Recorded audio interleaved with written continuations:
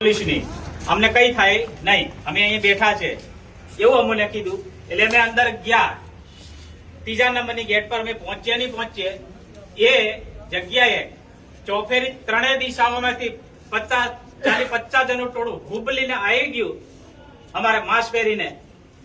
એ લોકોએ બધા દરેક જણ અને સીધા હું કર્યો, મને હુલ્લર પડ્યું. એટલે મને બાવા ભાઈને, દેવલા ભાઈને અને બહેનોને પણ એવું. એટલે અમને શું છે કે સીધા અમને એવું કર્યું કે સીધા પકડ્યા અમને, અને અમને એમ શું છે કે લાતો મારીને એવું કર્યું. અને અમને શું છે કે ઊંધા એમ લટકાવીને અમે બકરાની માફક અમને લઈ ગયા અને સીધા અમને લઈ ગયા. એટલે શું છે કે મારા ઘરમાં સોનાની 2 તોલાની ચેન હતી, એ પણ કઈ ગાયબ થઈ ગઈ, મને ખબર નહીં. એ લોકોએ એ કરી છે ને ઘરમાં બધું એ કરેલું હતું. એટલે પછી એમાં એવું થયું, પછી કારાકલની ગાડી હતી, કાલાકલની ગાડીમાં સીધો મને ઉચકી નાખ્યો અંદર. એટલે પેલી બાજુ 4 માણસો, આ બાજુ 2 પેલી બાજુ ને 2 આ બાજુ, અને પાછળ 4 માણસો અને ડ્રાઈવર અને બીજો 1 માણસ. અને અમોને પછી ત્યાંથી ચાલુ તો ગાડીમાં ફર લેતા ને ચાલ્યા. એટલે સીધા અમોનું છે કે અહીંયા આ અમે જે છે પેટ્રોલ પંપ એની આગળ જતા જતા પછી અમોન શું છે કે અમોન પણ પાટો આંખે બાંધી દીધો. પછી એ આમ જ્યાં આ લઈ જાય એટલે અમને અહીંયા સુધી અમુક ચોકડી હતી, અમુક ખ્યાલ રહ્યો મને આંખો એ હતી. એટલે પછી અમને પાટો બાંધી દીધો. પાટો બાંધ્યો એટલે પછી સીધા અમને કઈ દિશામાં લઈ ગયા કઈ નહીં, કઈ ખબર નહીં. આખો દિવસ અમન તેરીવા. અને પછી એવું અમને કીધું કે દારૂ પીવો છે, બીર પીવું છે, ખાવું છે. અમે બધી ના પાડી દીધી કે અમારે કઈ જોતું નહીં. પછી અમને ફેરીને અમારા સમય એમનો સમય ફેરવીને પછી અમને લાવ્યા ક્યાં, અહીંયા રૂણવાડે જે એ છે બ્રિજ છે ત્યાં લાવ્યા. ત્યાં લાવ્યા એટલે સીધા હું કે ત્યાં અમને ગુલાટ મારી, અંદરની સાઈડ લઈ જઈને પછી ગુલાટ મારીને ત્યાં પોલીસની ગાડી હાજર હોઈલી. એટલે સીધા ડાયરેક્ટ છે ને સીધા અમને માસ છોડતા સીધા. એટલે શું છે કે અમે આખા બધા હતા એટલે અમને એકદમ શું છે કે કોઈ માણસ કોઈ છે આગળ નહીં, પણ સીધા ધક્કો મારીને અમને સીધા પોલીસની ગાડીમાં બેહાડી દે તને. પછી પોલીસે અમને લાવતા રહ્યા. પોલીસ કઈ લઈ ગઈ?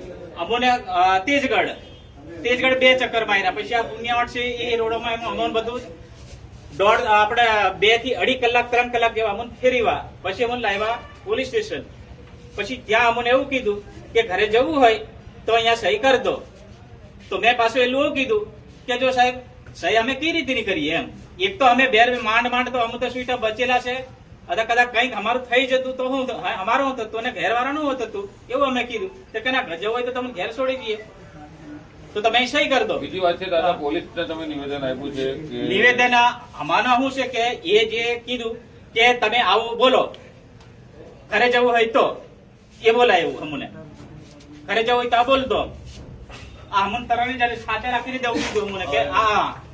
બાકી બીજી કઈ છે એ વાત એ તદ્દન ખોટી છે. તમે એવું કીધું પોલીસને કે અમે જાતે ગયા હતા, આમ આદમી પાર્ટીની નારાજ છો?